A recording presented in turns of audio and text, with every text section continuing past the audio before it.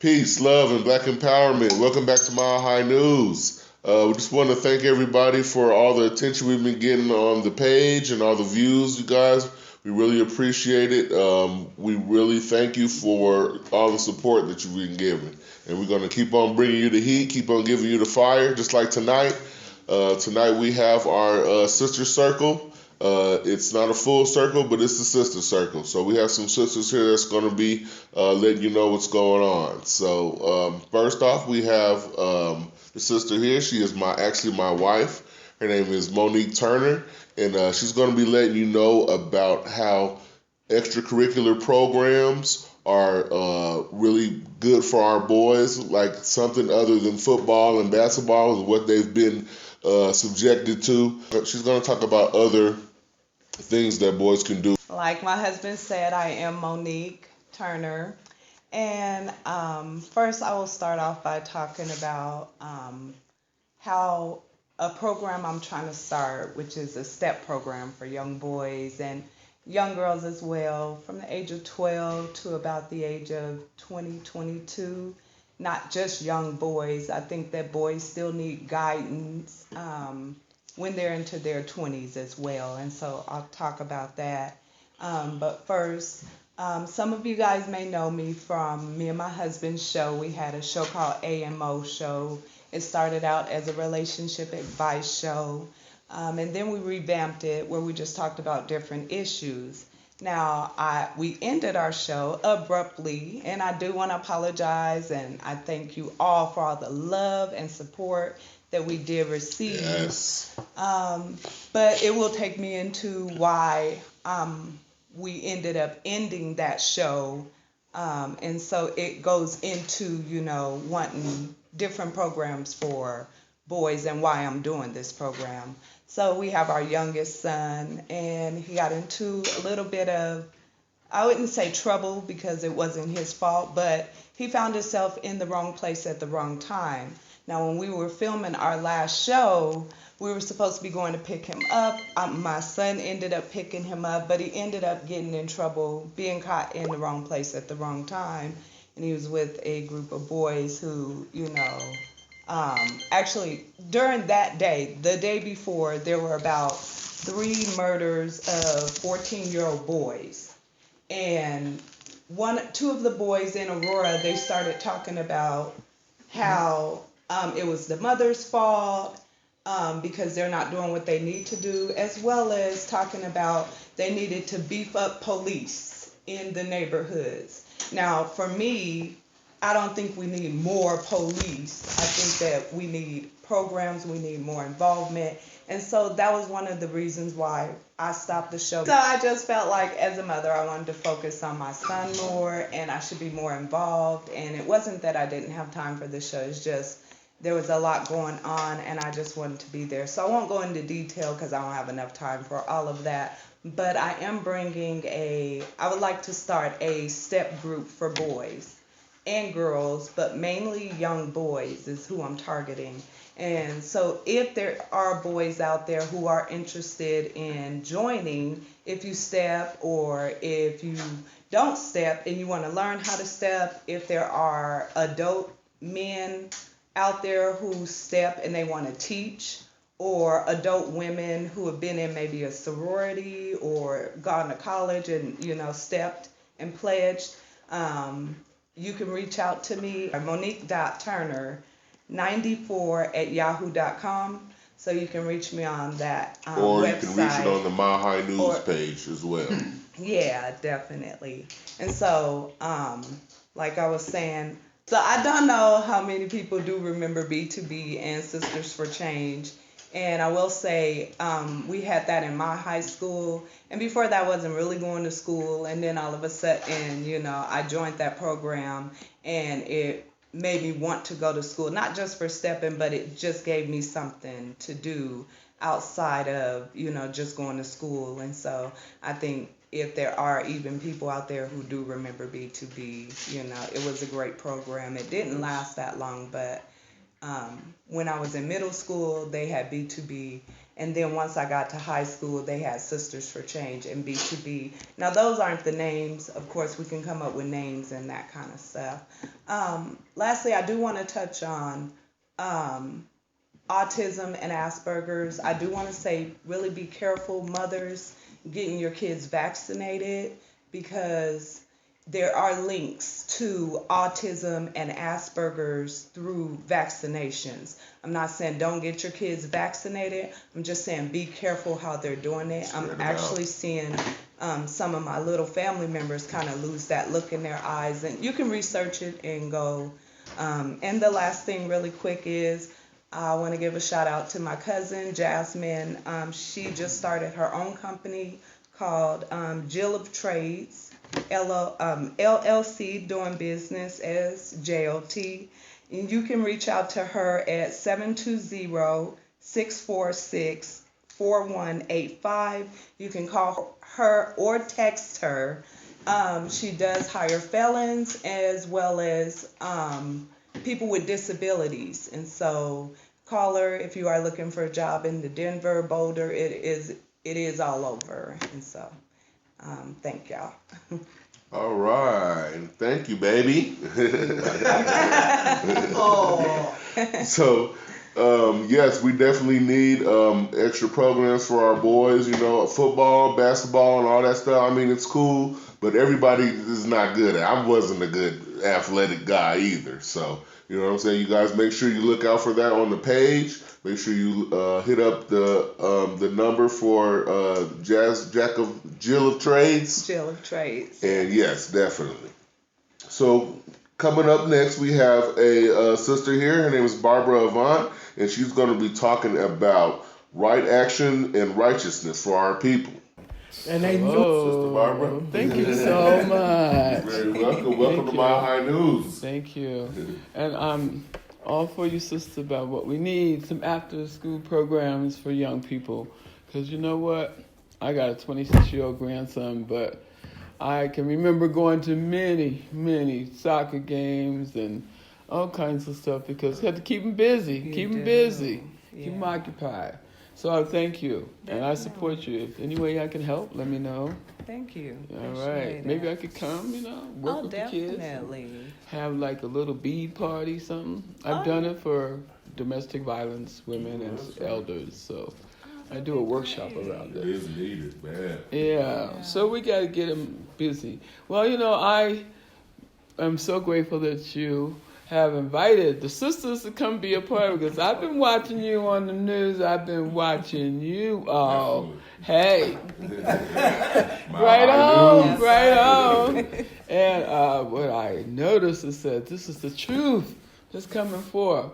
And truth is about justice and righteousness. This is why my talk is called Right Action and Righteousness for Black People. Because, I want you to understand, you already know this. We all know this on some level, is that right action means how we go about each day recognizing what's around here and opening our minds up to the fact that when we are in right action, things flow in such a sense of like ease is the word for it. There's a certain sense of synchronicity, serendipity, which means it seems like magic, but it really isn't. It's because you're in alignment, attunement, and at one-ment with all that is. And when we are in this space, because we as Black people, we're in it more than anybody else, okay? Because, we have this melanin in our skin, which is creativity, and creativity is God. Right. And so with this creativity allows us to be discerning in the way that we walk on the earth, in our communities, and in the world. And that's why we have right action. And when the right action manifests into, it's like thought, the idea, plus the emotion, the action around it. And what it creates is the results. And the results are called demonstrations and manifestations. And that's where the righteousness for our people comes in. Because we want you to understand that we as Black people in America have led every moral and righteous. Righteousness is moral, ethical, and just behavior. That's what it breaks down to be. But we have led these events, not events, but dynamic changes in America because we have a consciousness. We value and respect and honor all of humanity. And in this sense of knowing this, we've had to move the trajectory of this country so that we are looking at people not as poor and wretched. We're all like part of a divine plan. Everyone is worth something. You know, it's real funny how Jesse Jackson used to say, I am somebody. I am. Then he had to never say, I may be black. I am somebody. But, that's even more. So the other part of my life is, I'm a senior and I love what I do because I'm a master creative artist. I design wearable art. Then it's using the stones. The stones are part of us. We are people who have water in us and minerals. And so I have used my ability to create these healing things. I have a collection here. It's called Marcus Garvey Wakananda, which would be Black Panther, but we got a twist on it. It's called Wakandamba. And hey, red, yellow, black, and green. The red is for the blood that we shed. The green is for our land. Not only in Africa, here. Right on? Right on. And yellow for our discernment, because we walk in the light and we are the sun. And then we have black. We is black. Is we black? Yeah, that's right. That's what I'm talking about. So we have this marvelous collection. So you're going to have to get one because look, Black Pride, Black Power. Then we have one more, the stones really set themselves. Look at this texture. This is rose quartz, the stone of love. And then we have this fluorite and amethyst. This is for your third eye chakra. I'm a spiritual nut, okay? I'm a geek. I've been doing this for years. I love it. And I want to share what I've learned with other folks. Really. And what I've done with my ability to create this wearable art, it has helped to support the campaign for Chairman Sayco. He ran for mayor, and I donated many pieces so we could do fundraisers because I believe in the cause of black people. And I have a whole new trajectory. Call me up or call Chairman Sayco, and we do a whole show. Invite 5, 6 people to your place, and I do a workshop around this. And you get to earn money, and you get to earn one of these fabulous pieces, a bracelet, a necklace, and earrings. And all you have to invite 5 or 6 friends, and what I'm donating is 20% to a nonprofit of your choice. Like what you're creating, we can get some money. Seed money. So I want to thank you for having me come. I'm really pleased to be here. Thank you. Please have me come back. I love to talk. I have lots of things to share. That's right. Well, thank you, Sister Barbara. We definitely appreciate it. Oh, wait a minute. One more thing. Call Chairman Sayco. This is his number, 720-485-1803. My company is called Beading for Peace. Peace is love, harmony, and compassion. That's my understanding of peace. And as we walk in that space, we don't have to worry about people acting ugly. We ain't got time for craziness. Ain't nobody got no time for craziness. We want peace. Thank you so much. Yes. All right, thank you. All right, thank you, Sister Barbara. We really appreciate you coming on down. Thank you. We're definitely gonna have you back. Thanks. And this is our sister circle. So we'll be back in just a minute with the Mile High Newsers. Right on. All right, fam, and we're back. It was so good to hear from the sisters. We're going to try to do this at least once a month where we bring the sisters in. Like we said, we got much love for them, and their voices need to be heard just as well as ours. So tonight I want to touch on the 1638 Maryland Doctrine of Exclusion, and I want to say every week I bring about how there is a war on us, and not just a war physically, there's a war economically going on. So the 1638 Maryland Doctrine of Exclusion, it states that neither the existing black population nor their descendants nor any other black shall be permitted to enjoy the fruits of white society. And a lot of people think that, that was just for Maryland, but there's the rest of the 49 states doctrine of exclusion too that's kept under wraps. So I really want people to know, and I try to stress this every week, that we are at war economically, and the best way to fight the war economically is to support black businesses. I know we got Christmas coming up here, so if you're going to go out, at least go support a black business. At least get online and find a black business to go support. You know what I'm saying? We got to have some kind of weapon to fight back in this war, because if not, by 2053, they're saying that our income and our net worth is going to be zero. So we really need to think about that. And each year each episode I try to stress that we really need to start looking into other options to fight back what's going on to us. So in other news, we have Brother Sharif here. He's going to be talking about the Gabrielle Union firing from NBC. Right on, brother. Thank you. For sure. Right on, brother. Thank you. Well, recently we found out that Gabrielle Union, who was on American Got Talent with Simon, was fired from the popular TV show. And then we come to find out that her reasoning behind it was toxic masculinity and racism. Now, she's making these claims after being a staunch advocate of LGBTQIA rights and women's rights. For years, she's been championing LGBTQIA. Did I miss a vowel? XYZ. Okay. LMNOP. I just want to make sure I'm saying it right, because I don't want to misgender nobody or, offend nobody, because whenever I talk about these issues, brother, I get these slew of insults saying that I'm homophobic. One dude told me that what I was talking about is like what the Klan was doing back in the 60s.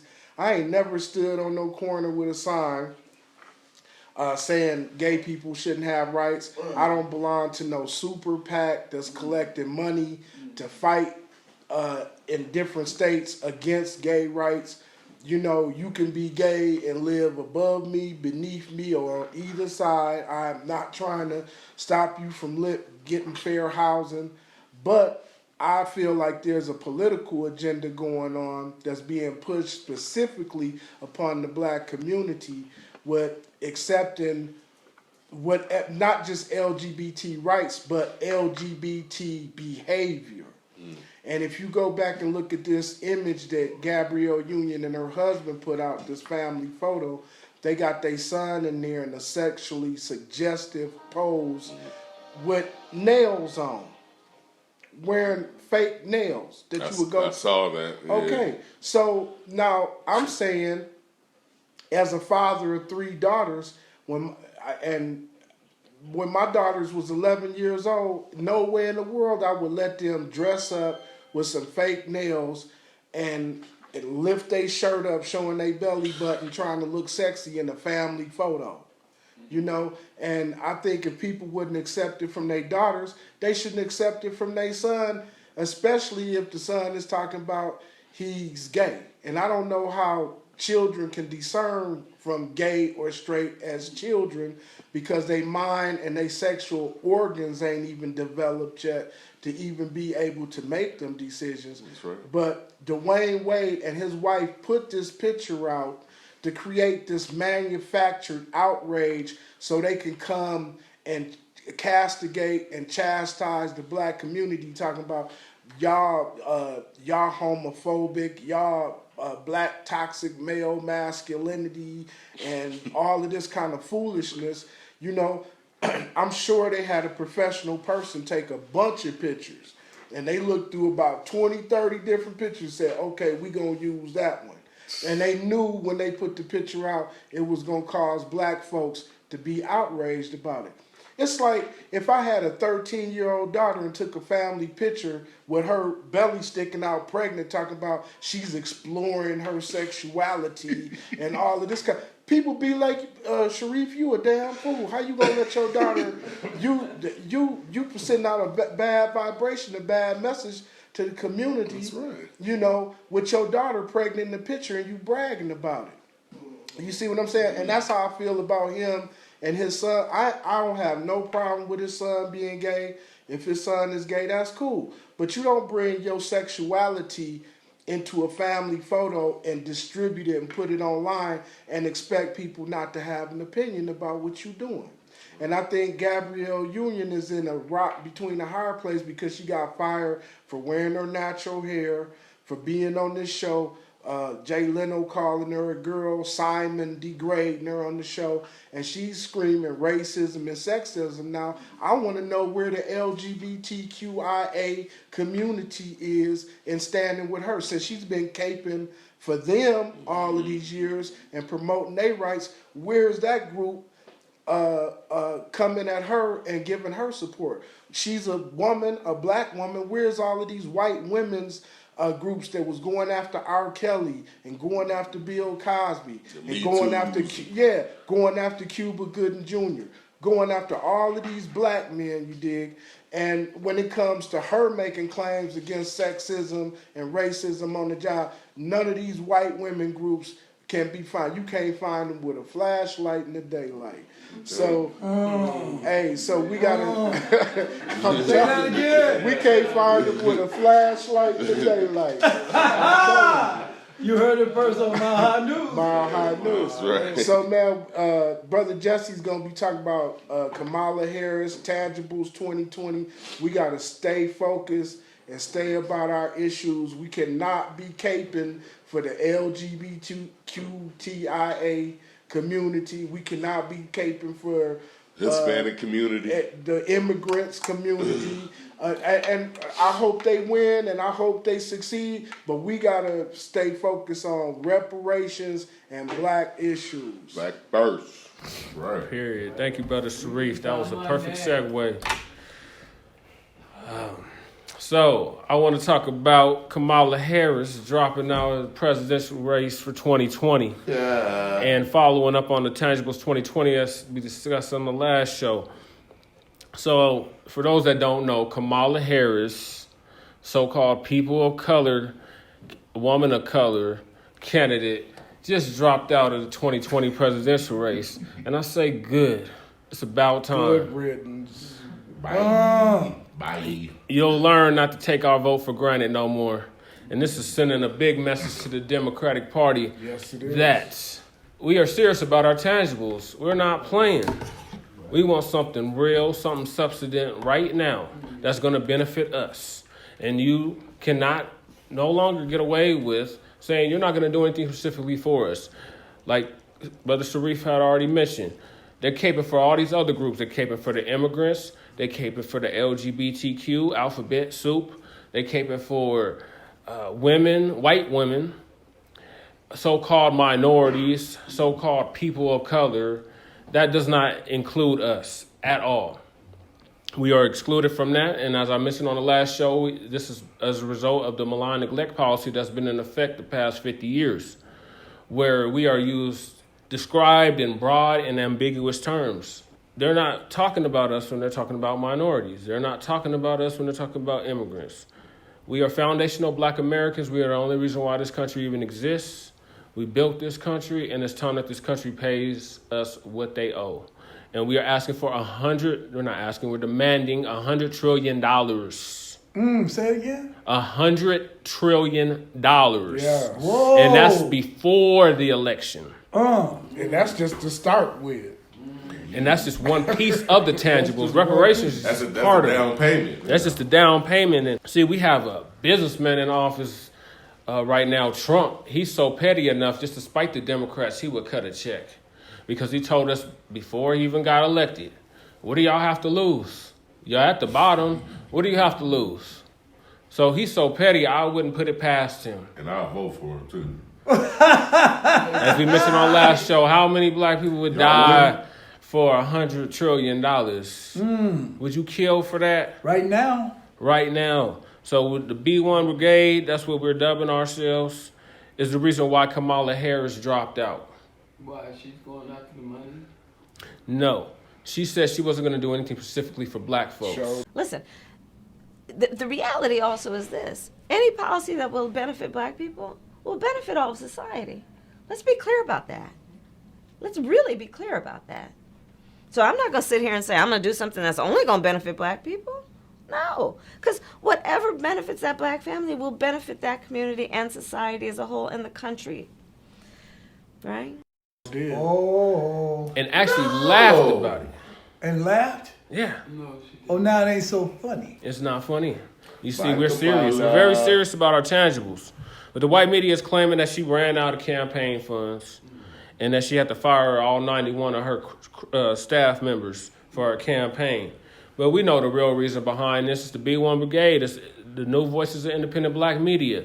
It's Professor Black Truth. It's the Black Authority. It's Tariq. It's Michi. It's Vicky Dillard. It's Boyce Watkins. It's Mile High News. It's Sabaka's Black Experience Enhanced. It's all that and then some. We are very serious about our tangibles. You're not going to keep ignoring us.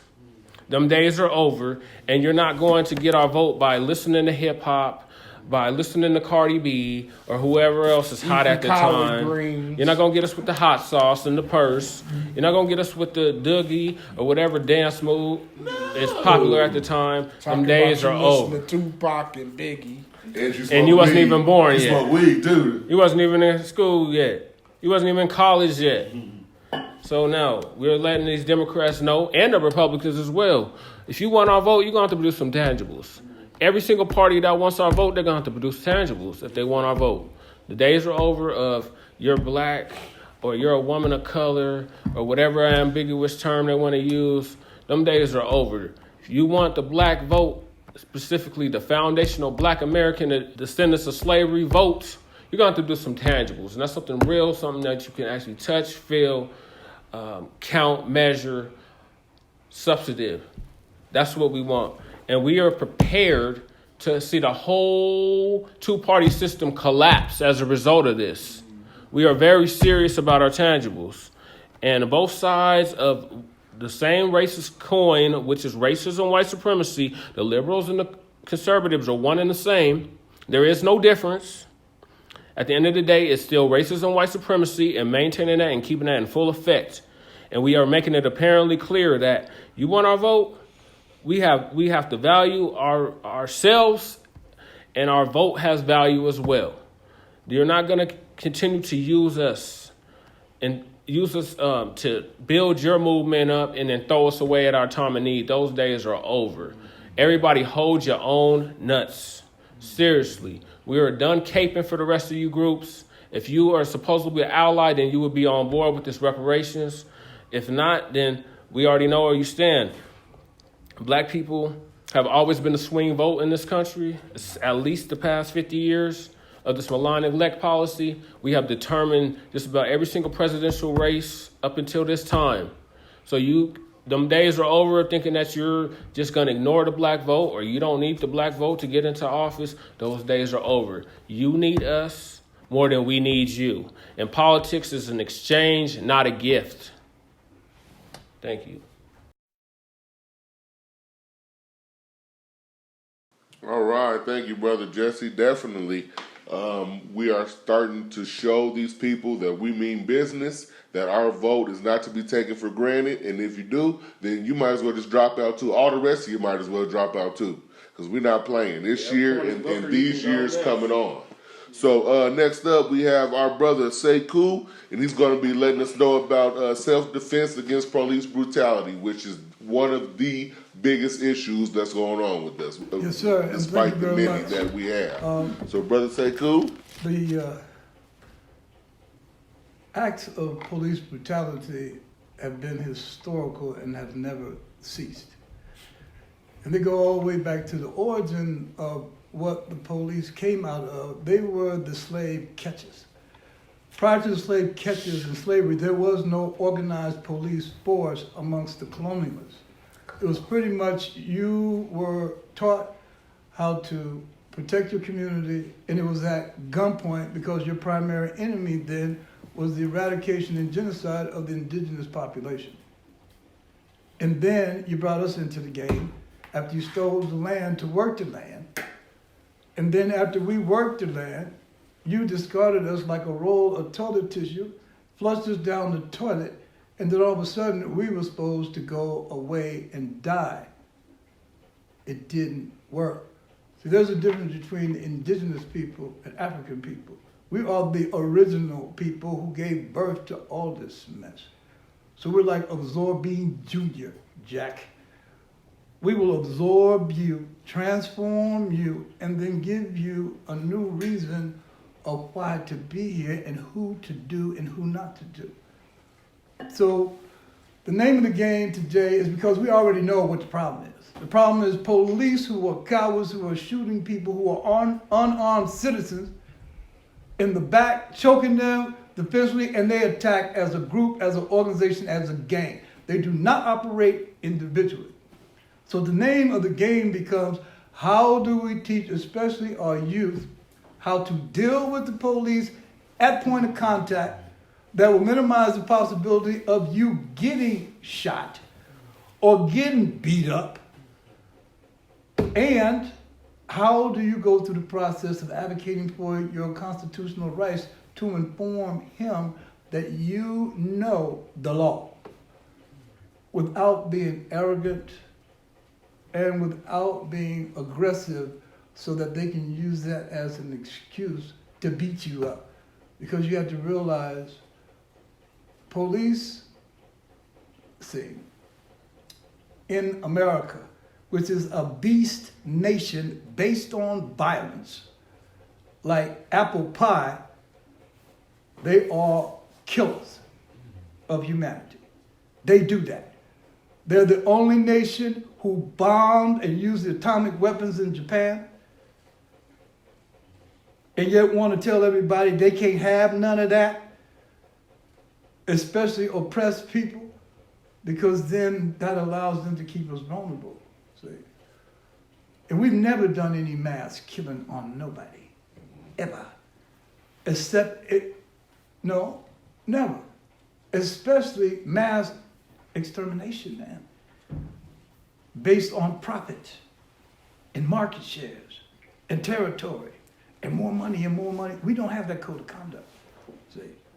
And so when we talk about caping for other causes, listen, and I want to make sure I understand what this concept is, the caping. That sounds like a Superman thing when you go into your booth, change your clothes, and now you out to save Bumpy's daughter. That's exactly what it is. All right, is that what we're talking about? Caping? Exactly. On that cape. Caping? Yes. All right, he tried to Caping. save Wonder Woman. He don't care nothing about you, so he fly right over you as the police is shooting at you, and really he's not the superhero. He's the Joker. Mm-hmm. And let me put it in hip hop terms. Is I, kiss I, should I save her? Yeah. I want to Captain be Save. saved. That's that E40, Mm-hmm. Captain Save Her. Okay, so in the old school, he said this is Captain Saberho.